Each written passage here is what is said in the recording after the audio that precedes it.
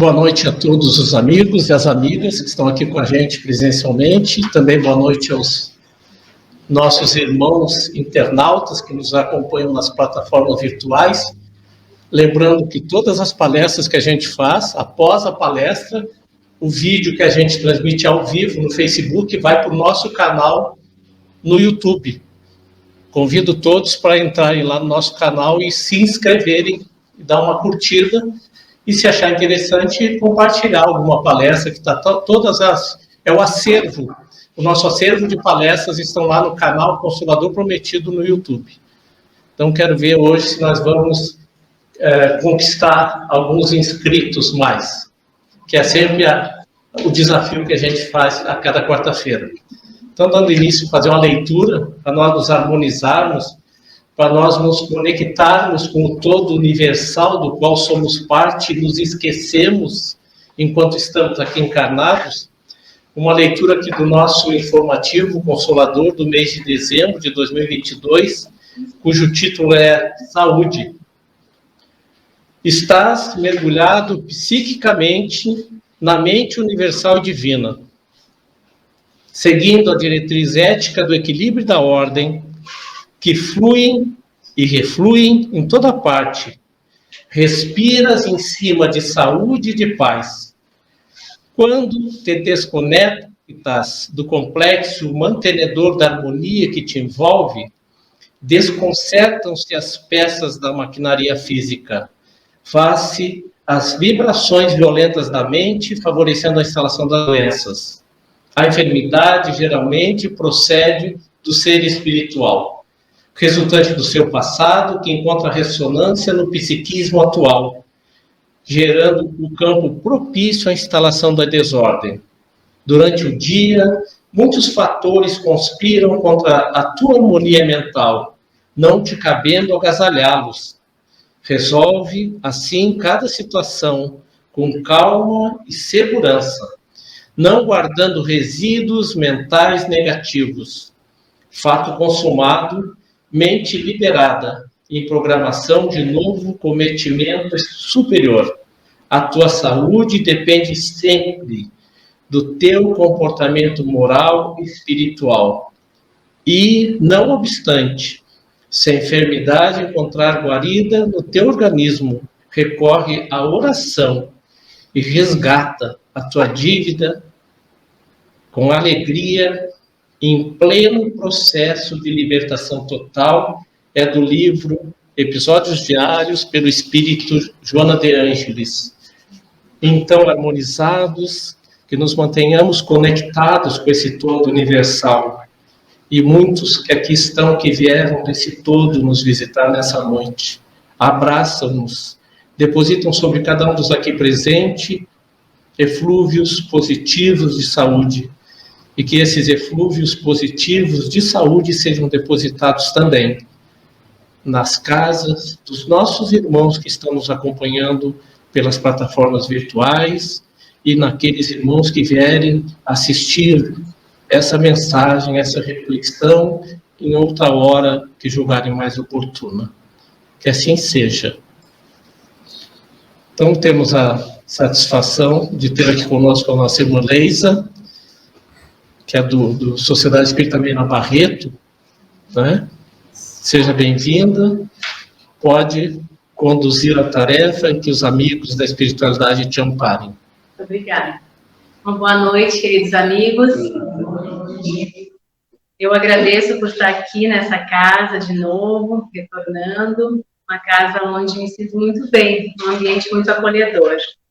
Peço a Jesus que esse instante nos inspire para essa reflexão, para essa conversa, que seja um momento bem agradável para todos nós.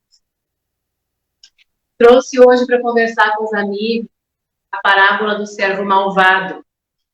De repente, os amigos vão ter lembrado de ver essa parábola com outro título, servo incompassivo. Às vezes, algumas traduções trazem a parábola do credor e do devedor. Mas a mensagem, a essência, o ensinamento que essa parábola contada por Jesus vai nos trazer é o que nós precisamos entender nesse momento. E antes de nós entrarmos propriamente no que essa parábola tem de mensagem, Nós precisamos relembrar com os amigos aonde ela está inserida no Evangelho, para que a gente compreenda por que Jesus se utilizou dela para trazer aquele ensinamento daquele momento. Na verdade, um grande ensinamento, o maior ensinamento que ele nos deixou. Entrarmos no Evangelho e abrimos lá no capítulo 10. Nós vamos encontrar o título Amar o Próximo mesmo. Esse capítulo ele vai começar com o título assim, o título, o maior mandamento. Vamos contar que Jesus estava conversando com alguns saduceus e que esses saduceus falaram para aquilo que Jesus estava falando. É importante a gente lembrar quem eram os saduceus. Os saduceus eram uma família geralmente composta por sacerdotes. Tinha geralmente, junto dessa família, um sumo sacerdote. Naquele tempo, meus amigos, no tempo de Jesus, o sumo sacerdote era aquele responsável por fazer as oferendas a Deus. Então, imagine assim a importância de carregar esse título naquele momento. E Jesus estava conversando com esses saduceus e eles se calaram para aquilo que ele falava. E eu observando que eram os fariseus, também um grupo religioso. Os fariseus tinham uma certa com os saduceus. Os saduceus se calaram para as falas de Jesus. O fariseu que ouvia, que era um doutor da lei era aquele que estudava, que interpretava e que passava os ensinamentos adiante. Outra responsabilidade. Vejamos que eram dois grandes grupos, né?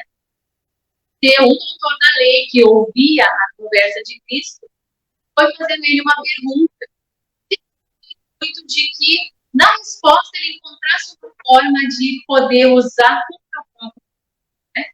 Então, ele vai perguntar assim, meus amigos: qual é o maior mandamento da lei?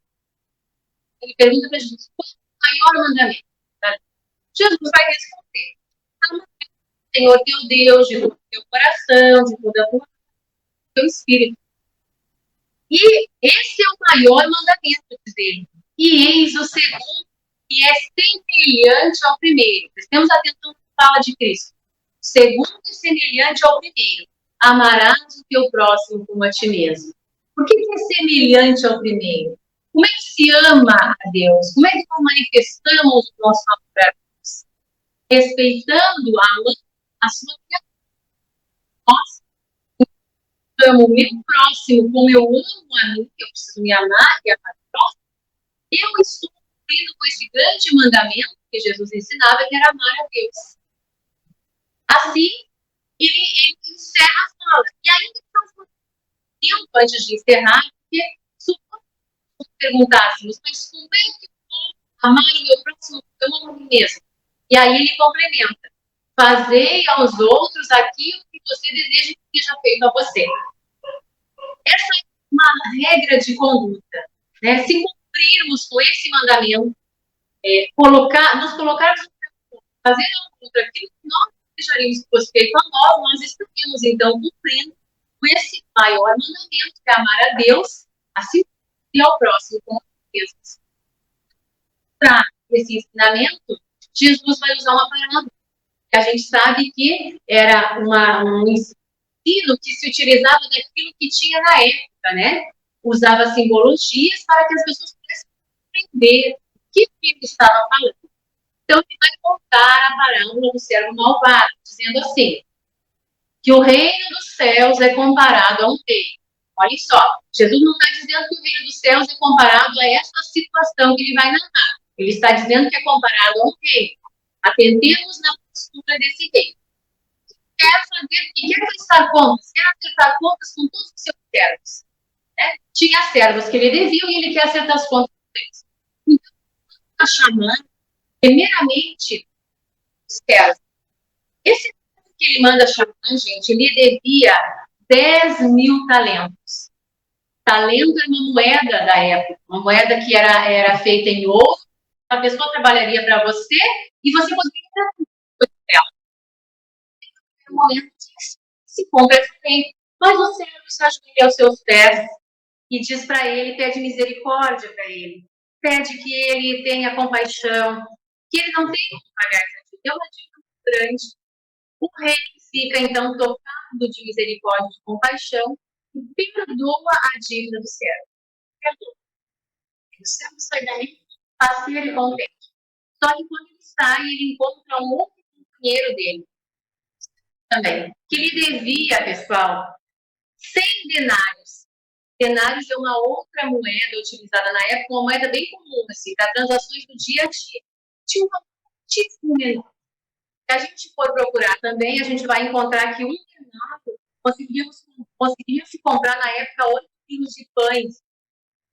Então, se a gente fizer uma continha assim básica para a gente compreender a diferença de valor, seria por volta 8 quilos de pão, R$120, mais ou menos, né? 100 denários, 12 reais. E 12 reais, perto do outro, devia 600 milhões de reais. É 50 mil vezes mais. Só que, diferentemente da misericórdia e da compaixão que foi usada para com ele, o servo não perdoa a dívida do seu amigo, do seu servo também, e faz com que se cumpra nele a lei, né? Que se o coloque na prisão, se mande sua família, se apodera de tudo que ele tem e que lá ele fique até que ele pague a dívida. Muito bem. Nós temos nessa situação dois comportamentos bem distintos, né, meus irmãos? Nós temos o comportamento do rei, ao qual Jesus faz a comparação com o reino dos céus. O rei, ele foi misericordioso, ele foi compassivo, ele teve compaixão, né? Jesus compara isso ao reino dos céus porque o reino dos céus, que Jesus ensinava, ele precisa ser uma obra de Deus dentro do coração da criatura, dentro do nosso coração. Como é que eu desenvolvo essa obra, gente? Eu só desenvolvo quando eu desenvolvo em mim as virtudes.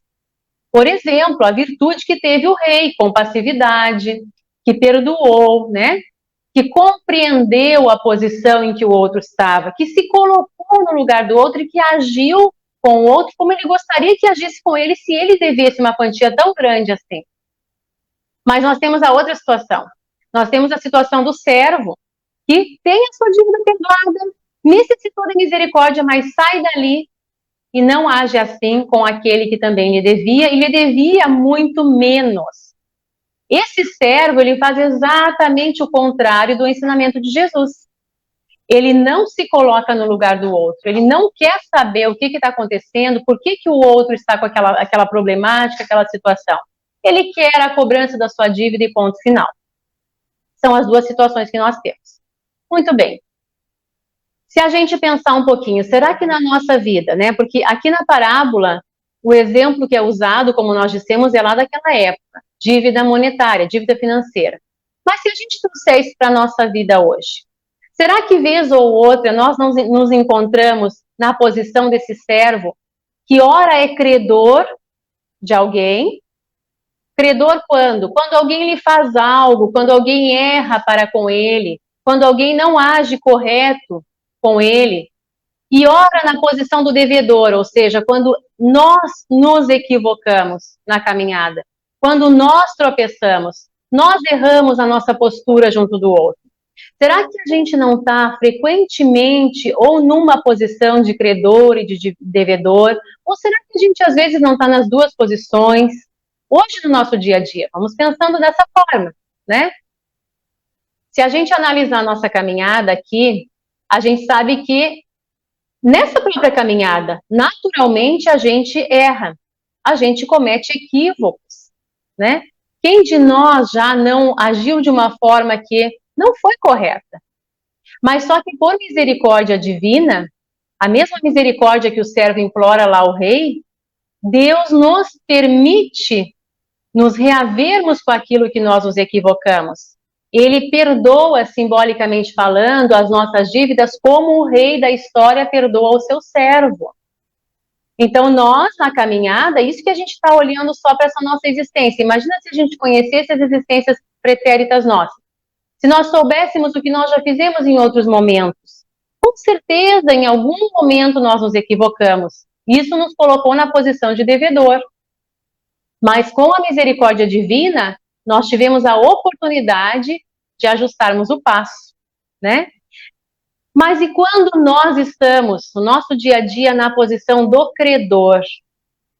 Ou seja, como é que nós nos comportamos quando alguém faz algo que nós não gostamos para conosco? Quando alguém erra para conosco? Qual é a nossa postura? Ela se assemelha mais à postura do rei, que foi compassivo, que foi misericordioso, que tolerou? Será que nós agimos assim, nos colocando com empatia no lugar do outro? Ou será que nós nos assemelhamos mais à posição do servo da história, que não se coloca no lugar do seu semelhante, que usa de 2 pesos e 2 medidas? Uma coisa é para comigo, eu necessito de misericórdia. Porque a gente tem que pensar que no nosso dia a dia, frequentemente, as pessoas que convivem conosco são misericordiosas conosco. Frequentemente, elas toleram os nossos deslizes. A gente não pode imaginar que tudo que a gente faça seja muito bem aceito. Mas e será que na hora de nós exercermos essa misericórdia, nós também a temos com aqueles que deslizam para conosco? É uma reflexão que a gente tem que fazer. Será que quando Jesus nos convida a exercer a misericórdia e a compaixão, nos colocando no lugar do próximo, nós conseguimos fazer já esse exercício, meus irmãos? Será que diante desse convite nós lembramos desse ensinamento dele? É algo que a gente tem que pensar. Aí nós trouxemos uma abordagem bastante interessante para conduzir a nossa reflexão, que está nesse livro Parábolas Terapêuticas, do autor Alírio de Cerqueira. Ele vai nos ajudar a fazer justamente essa análise que a gente estava falando aqui. A vermos a nossa postura diante do erro, tanto do erro do outro para conosco, como do nosso erro. Como nós nos comportamos no dia a dia, quando alguém erra para conosco e quando eu erro para com alguém. Então, a primeira análise que ele vai conduzir para que a gente faça, a primeira reflexão, é quando nós erramos.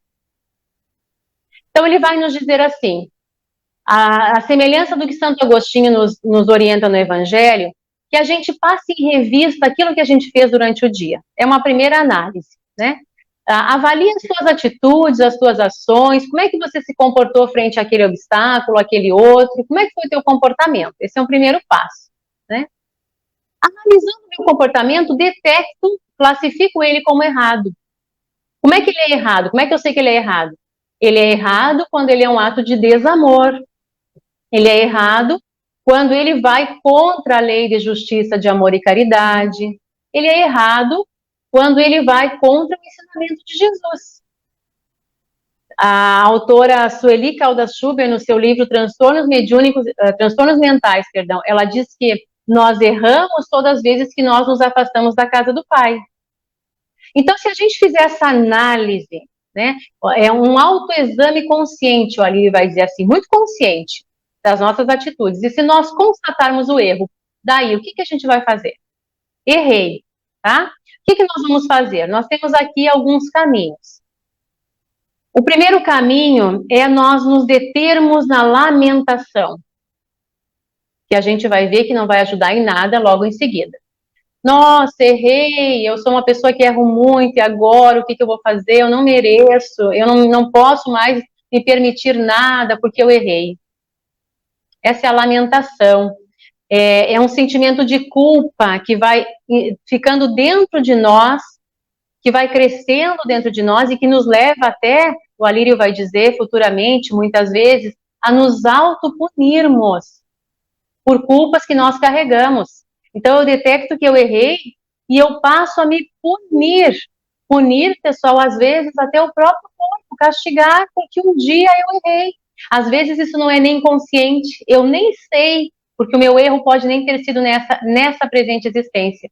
Mas eu trago impresso dentro de mim e de alguma forma ou de outra eu me puno. Esse é um caminho que não nos leva a nada. E o outro caminho é o caminho do desculpismo, quando eu arrumo desculpas para as minhas atitudes equivocadas. Ah, é que eu sou assim, porque eu fui criado assim, É que eu sempre fui assim, eu sempre agi dessa forma, eu não vou mudar agora.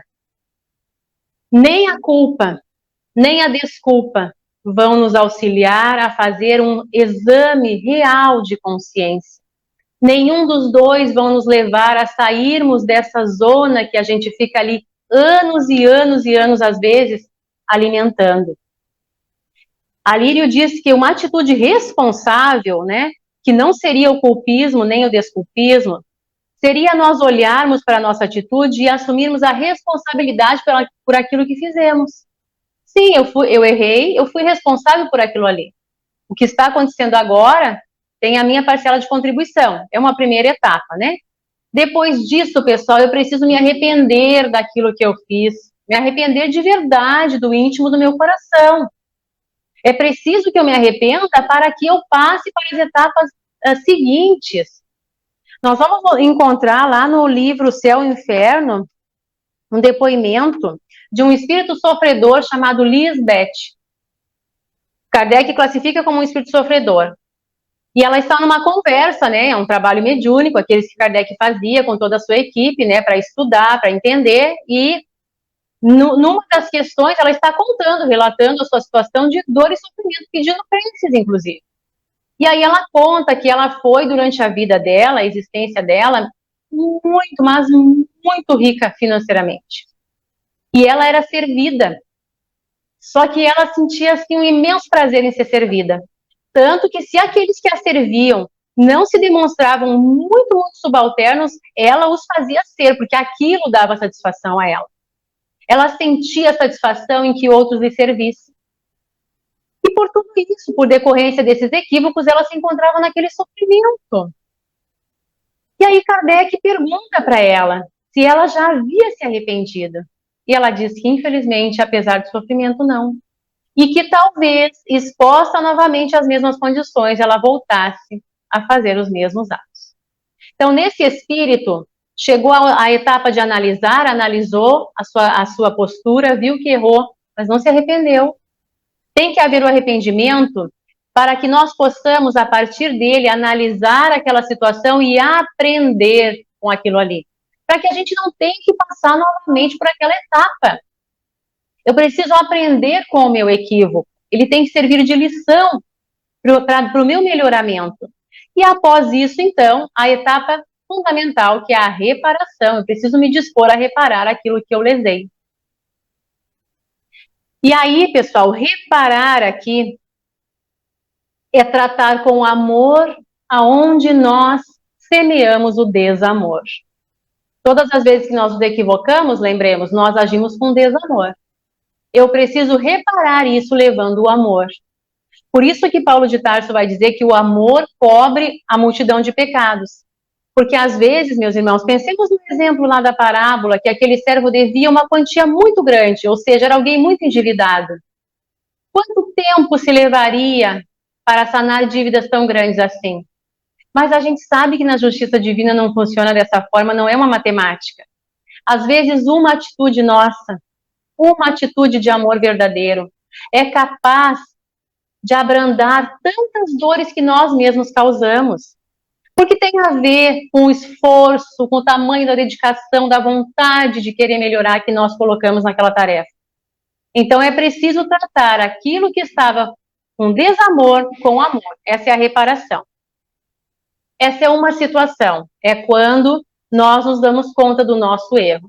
Mas há a segunda análise proposta pelo Alírio, que é como nós nos comportamos diante do erro do outro para conosco.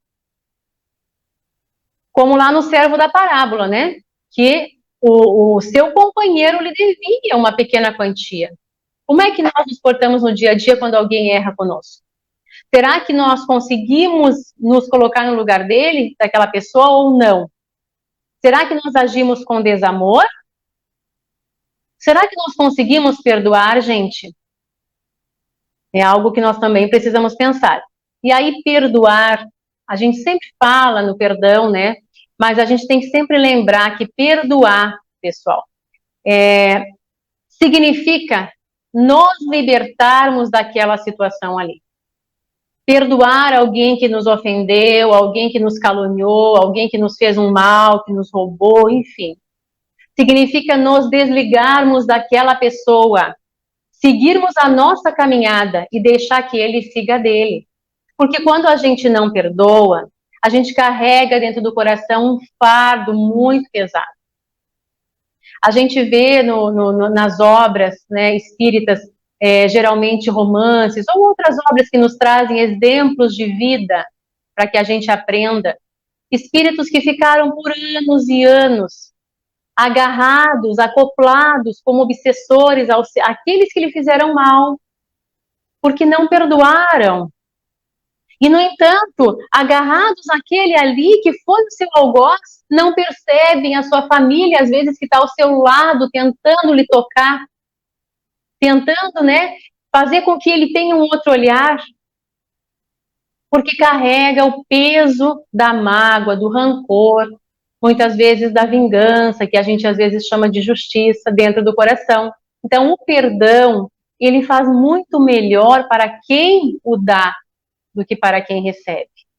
Eu tenho um exemplo para trazer para os amigos, não sei se vocês vão lembrar dessa situação que aconteceu em 1997, com um senhor chamado Masataka Ota. Esse senhor teve o seu filho, Ives Ota, sequestrado e morto pelos sequestrantes. Isso lá em 1997. Ele era um vereador em São Paulo, se não me engano, na época. Quando os 3 assassinos foram julgados, condenados, após um tempo, o senhor Ota quis ir até a penitenciária e conversar com eles. E os perdoou. E isso está narrado numa entrevista dele com 2 repórteres. E quando ele está contando, uma das repórteres diz assim para ele: mas por que você perdoou? Por quê? Por que tu perdoou? E ele diz: porque eu estava doente. Eu não tinha mais vida. Eu me tornei um homem violento, eu só vivia por violência.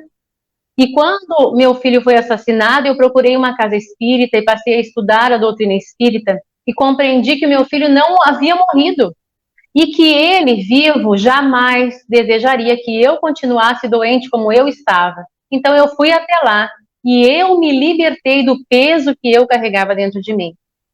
Claro que aqui nós temos um exemplo assim de muita dor, né, gente? Muita dor. Mas a gente tem que pensar no nosso dia a dia, as pequenas questões que nos acontecem, nos libertarmos através desse exercício do perdão.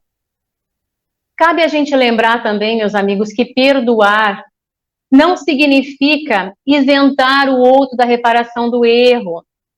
Porque às vezes também nas narrativas que nos são feitas pela espiritualidade, a gente ouve dos irmãos, né? Ah, eu não posso permitir que ele saia impune. Ele não sairá impune. Porque na sua consciência ficará gravado, impresso aquele ato. E cedo ou tarde, talvez dali a muito tempo, talvez dali a pouco, não se sabe. Ele terá sim que se reaver com a justiça divina naquilo que ele lesou e ele mesmo vai desejar essa reparação para que ele tenha a sua consciência tranquila.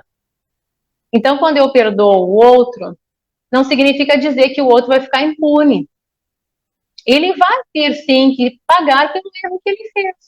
Mas eu estou me desligando daquela situação que estava me fazendo mal, me adoecendo, conforme o exemplo do senhor aqui da situação. Então, para a gente ir se encaminhando assim para o nosso encerramento, eu queria que a gente pensasse, pessoal, na nossa vida, no nosso dia a dia, nas oportunidades que nós temos. Tanto de estarmos na posição do credor, como de estarmos na posição do devedor, porque essas são as oportunidades que nos convidam a esse exercício de misericórdia, que é o ensinamento maior que o Cristo nos traz nessa parábola. Nos colocarmos no lugar do outro, pensarmos em como gostaríamos de sermos tratados se fosse conosco aquela situação. Por isso que Emmanuel, lá no livro Caminho, Verdade e Vida, ele vai dizer que no nosso dia a dia, cabe nos observar em cada companheiro de luta, cada um daqueles que convivem conosco no trabalho, na casa espírita, na rua, em casa, né? Observar uma bênção e uma oportunidade de nós atendermos a esse programa divino. Nós fomos colocados aqui para viver esse programa divino, de aprendermos a cultivar em nós essas virtudes, entre elas a virtude do perdão, acerca da nossa existência. Há dificuldades, diz Emmanuel, há percalços, há incompreensões, há desentendimentos, mas usa da misericórdia que Jesus usou contigo, dando-te uma nova ocasião de santificar e de aprender. Então, em todas as situações, as menores, né, que não tenhamos que passar por situações conforme essa do exemplo, mas nas menores situações da nossa vida, que a gente aprenda a usar dessa misericórdia que nós somos necessitados constantemente, não nos equivoquemos quanto a isso, constantemente, para com o nosso próximo, perdoando, nos libertando, e se errarmos, que possamos recomeçar com oportunidades, como foi dada ao servo, a nossa jornada, semeando amor aonde um dia nós semeamos o desamor. Era essa a mensagem que eu queria trazer aos amigos e me coloco à disposição, qualquer contribuição, qualquer pergunta. Muito obrigada. Agradecemos a Leisa pela reflexão e eu fiquei pensando, né, Leisa, tu falou bastante no perdão. E nós queremos ser perdoados, mas nós não gostamos de ser perdoados. Né?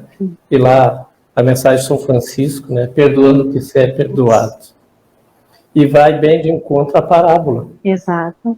O servo recebe um tratamento digno e se comporta indigno. Isso. E nós somos perdoados porque a nossa simples nova oportunidade de vida é um perdão divino. Exato. Esse é o perdão do rei. Né? Porque a gente olha a palavra perdão, mas a gente tem que compreender que esse perdão que Deus nos traz é essas oportunidades todas que nós temos no dia a dia de nós recomeçarmos. Ele nos perdoa com tempo, com oportunidades, com maneiras de nós pagarmos, entre aspas, aquilo que nós nos endividamos. Esse é o perdão. E interessante, eu fiquei pensando sobre a depressão, que tu tocasse ali, usasse essa palavra. Há pessoas na Terra que têm tudo para ser feliz. E desde cedo são pessoas depressivas. Talvez pela ausência do auto-perdão. Do auto-perdão, isso. Você sabe que essa série aqui do Alírio, que eu trago essa parábolas terapêuticas, Espiritizar, uma outra obra, ele vai abordar essa oração de São Francisco de Assis, né? E ele vai fazer uma abordagem muito interessante, porque quando a gente olha, quando a gente lê, né, é perdoando que se é perdoado. A gente acha sempre que isso é em relação somente ao outro. Mas ele vai nos convidar a perdoar aquilo que está dentro de nós, que nós nos equivocamos e que nós, às vezes, não nos auto-perdoamos. Porque eu preciso trabalhar isso em mim, eu preciso me dar essa oportunidade. E se a gente pensar no ensinamento de Cristo, amar o outro como eu me amo. Então, eu preciso trabalhar isso em mim, me perdoar, para que eu consiga perdoar o outro. E ele trabalha todas as falas da oração nesse sentido de olharmos para dentro de nós. Quando ele diz fazei instrumento de vossa paz, ele está dizendo que é preciso nós nos transformarmos em instrumento de paz, para que nós possamos pacificar. Eu preciso ter dentro de mim para que eu possa distribuir àqueles que estão comigo. É um olhar bem interessante, bem reflexivo dessa oração. Eu acho que o perdão é uma palavra que a gente devia cultivar, é um sentimento que nós devíamos cultivar o dia inteiro. Aprender a perdoar, aprender a exercitar esse sentimento de uma forma cristã, né? Assim como Jesus fez, né? Jesus não cansou de nos ensinar, já antes de dar o último suspiro, ele diz, Pai, perdoa-lhes, eles não sabem o que estão fazendo. Isso. E a gente, quantas vezes na vida nós já dissemos essa palavra para alguém? Perdoa, meu Deus, ele não sabe o que está fazendo. Por isso que ele nos dá como regra de conduta nos colocar no lugar do outro. Porque, às vezes, para nós mesmos, nós arrumamos desculpas. Não, é que eu agi assim por tal e tal modo. Mas e quando é o outro? Porque se essas desculpas servem para mim, elas têm que servir para o outro também, né? Então, por isso que a conduta básica é essa. Como é que eu gostaria de ser tratado estando ali naquela posição? Aí eu gostaria de ser perdoado. Então, é isso que eu preciso fazer. Agradecemos, então, a Leisa pela reflexão. A gente sempre coloca aqui, pessoal, durante a transmissão, uma mensagem no Facebook que diz, se você quiser interagir conosco, faça só pergunta aqui nos comentários. E ninguém fez perguntas.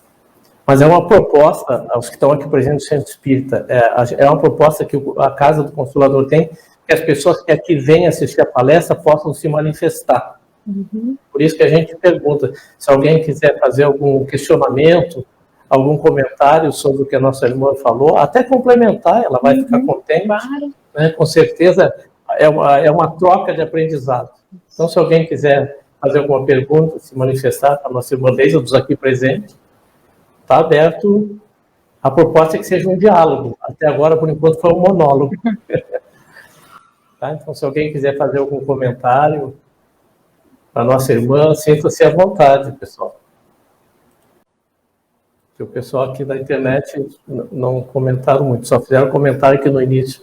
Vocês viram que o nosso irmão estava mexendo no microfone e que o som estava meio disforme para os que estão em casa assistindo.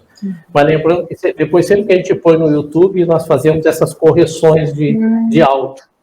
Tá? Então, o pessoal que vai assistir posteriormente, a gente faz essas correções. Então, só nos resta agradecer a presença da Leisa, do esposo, da filha, aqui, dos amigos lá do Mena Barreto, e lembrando que esse mês, todas as nossas doutrinárias, o tema central é vem e segue-me. É um convite de Jesus a cada um de nós. Então, todas as doutrinárias visam um tema fundamentado nos ensinos de Jesus. Agradecemos novamente a Leisa e pedimos, então, para ela encerrar a reflexão, já que ela está ali conectada com o mundo maior, que ela possa fazer a prece de encerramento para nós, por favor. Tá. Convido os nossos irmãos, então, fecharmos os olhos, nos deixarmos envolver pelo clima agradável e tranquilo desta casa, deste ponto de luz que carinhosamente é preparado pelos encarnados e pelos desencarnados para receber a cada um que hoje aqui está presente. Sabemos que enquanto estamos aqui, ouvindo, conversando, a espiritualidade amiga está trabalhando aquilo que precisa ser trabalhado em nós.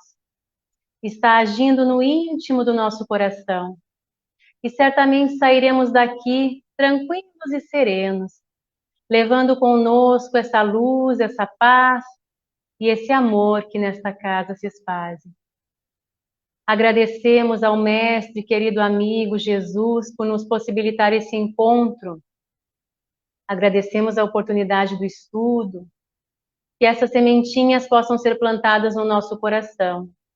E que amanhã ou depois, quando a vida nos convidar a exercer qualquer uma das virtudes que aqui nos foram lembradas hoje, que possamos parar e refletir e lembrar amorosamente de Jesus, perguntando-nos como ele agiria naquela situação.